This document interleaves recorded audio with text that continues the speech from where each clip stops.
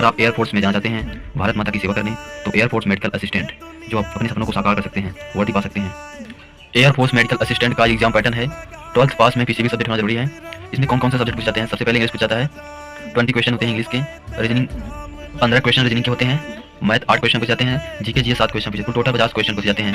1 question 1 marks का, इसमें time दिया जाता है 45 मिनट और इसमें नेगेटिव मार्किंग 0.25 का नेगेटिव मार्किंग रहता है। मैथ की बात करें तो बेसिक मैथ पूछी जाती है 8 या 10th लेवल की, जैसे ratio and proportional, average, LCM, HCF, profit loss, time, distance and speed, percentage, simplification of number, fraction, probability, simple trigonometry, area of triangles, square, circle and rectangle, surface area and volume, cuboid, cylinder.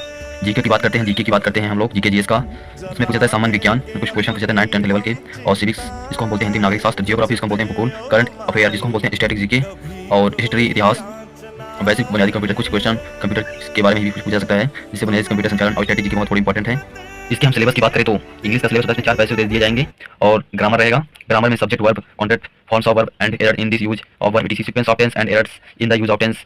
Grammar 2 में दिया जाएगा word of formation of word, noun, from verb and adjective, from noun and verb, adjective and adjective. उसके बाद determiners, the preposition, the adjective noun and pronoun, the adjective adverb, the conjunction, modal. चौथा part आता है vocabulary.